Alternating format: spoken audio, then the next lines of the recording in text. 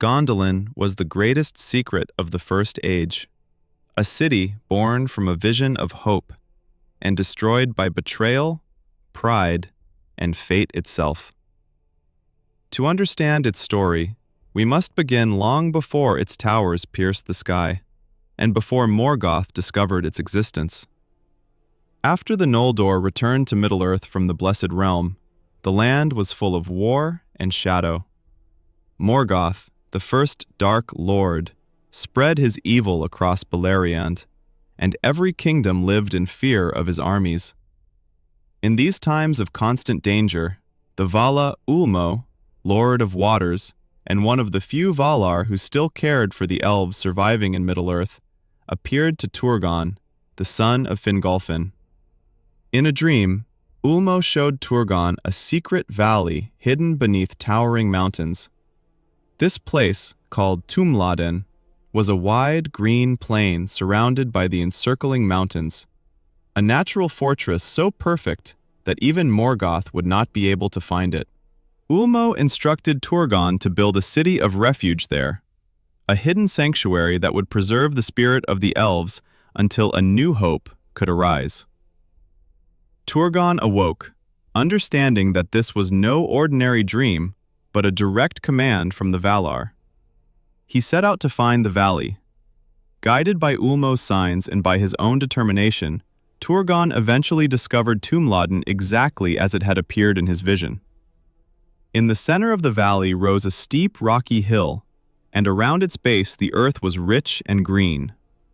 With no hesitation, Turgon returned with his people, and construction began.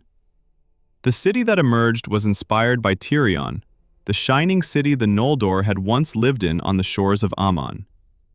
Gondolin's walls were white and smooth, built from polished stone. Its towers stretched high into the sky and captured the sunlight like crystal. Water flowed through open channels and fountains, and because Ulmo guided the waters of the valley, the city became known for its pure and shimmering streams. When the city was complete, Turgon named it Gondolin, the Hidden Rock, and to protect it, he sealed the valley from all eyes. The narrow paths through the mountains were twisted and guarded. Travelers were blindfolded before entering, so they could not reveal the way. Turgon made a strict law. No one could leave Gondolin except with his permission, and he rarely granted it. Secrecy became the foundation of the city's survival. Morgoth sought the city for centuries, but all his spies and servants failed. The mountains hid Gondolin perfectly, and the elves inside lived in peace while darkness spread across the world. Life in Gondolin was prosperous and bright. The people built houses of marble and silver, learned crafts, wrote songs, forged weapons, and trained in noble houses dedicated to different arts and skills. Gondolin seemed untouched by time. Many believed it was the last true remnant of what elvenkind had once been. But no matter how high the walls rose or how fair the streets looked, the warnings of Ulmo still remained.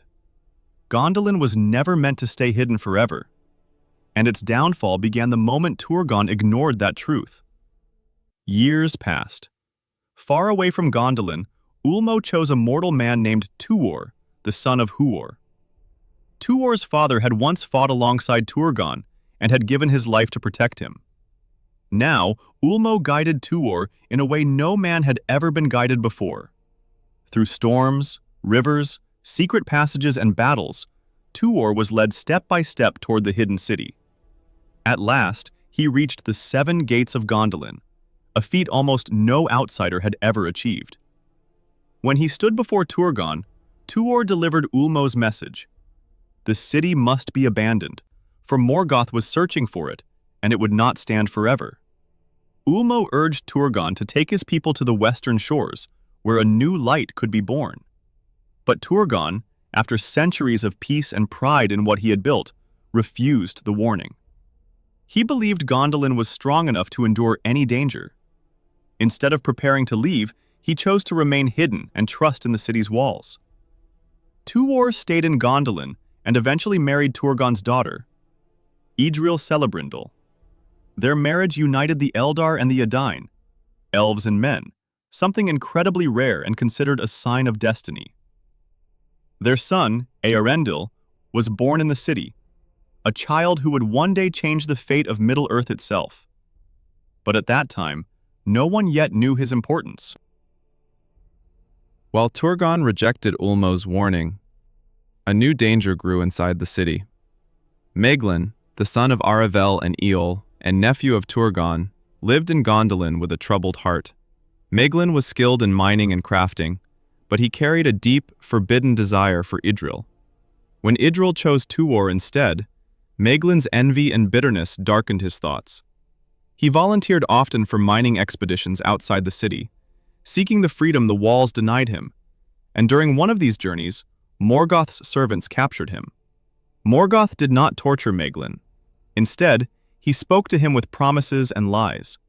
He offered him everything Maeglin secretly wanted: Idril's hand, the throne of Gondolin, and power beyond anything the elves could give him.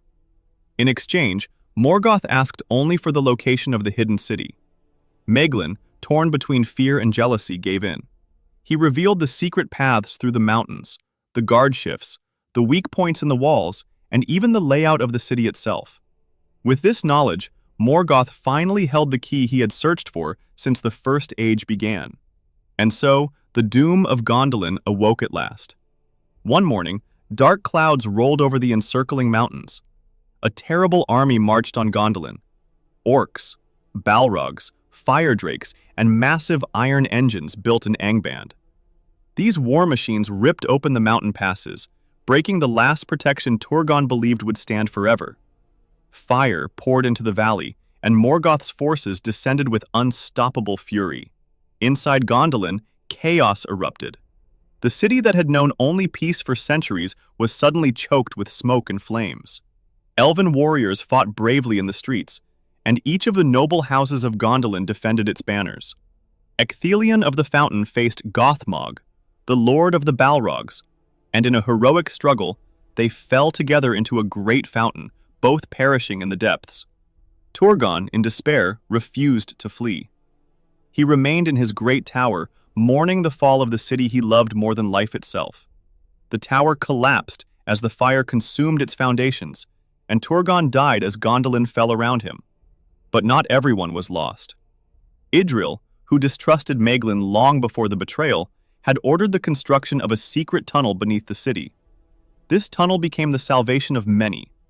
As the city burned and enemies flooded the streets, Idril led her family and a large group of survivors through the hidden passage and into the mountains. Before they escaped, Maeglin confronted Tuor and attempted to seize young Earendil. In a fierce struggle on the high walls, Tuor defeated Maeglin and threw him from the cliffs, ending the traitor's life and preventing him from harming the child who would one day change everything. The survivors fled through the mountains, weary and wounded, while behind them the once great city burned. The path was narrow and treacherous, climbing ever higher among the jagged peaks. Glorfindel rode at the rear, guarding the survivors, knowing that Morgoth would not let them escape easily. As they reached Cirith Thoronoth, the Eagle's Cleft, orcs poured from above, and with them came a Balrog, towering, wreathed in fire and shadow. Seeing the danger, Glorfindel stepped forward. Then, he advanced. The Balrog roared, its flames lighting the cliff walls. Glorfindel's sword shone like starlight as they met upon the narrow path. Steel rang against shadow and fire as they battled on the edge of the abyss. Driven back toward the precipice, Glorfindel gathered his final strength, leapt forward, and seized the demon. Together they toppled over the edge, falling into the darkness below. The eagles of Manwë descended, scattering the orcs and retrieving Glorfindel's body. Upon a high green mound they buried him, and golden flowers later grew there in memory of his valor. Only then did the survivors continue their long road into exile, saved by his sacrifice. Behind them, the once great city burned. Gondolin, the hidden jewel of the elves, was destroyed beyond recovery. A story of betrayal and destruction does not end here. The tragedy of Gondolin, its walls breached by pride and betrayal, echoes in the later ages of Middle-earth. The cycle of men being lured by the Dark Lord's promises and leading great realms to ruin repeated itself on a scale even grander than the fall of the Hidden Rock. If you want to continue this journey through Middle-earth's most epic catastrophes and learn about a realm far greater than Gondolin, a civilization granted to men and destroyed by its own hubris, click the video below to discover the story of the downfall of Numenor. Thank you for watching, and if you want more tales from Middle-earth, join us and subscribe so you don't miss the next story. Until next time.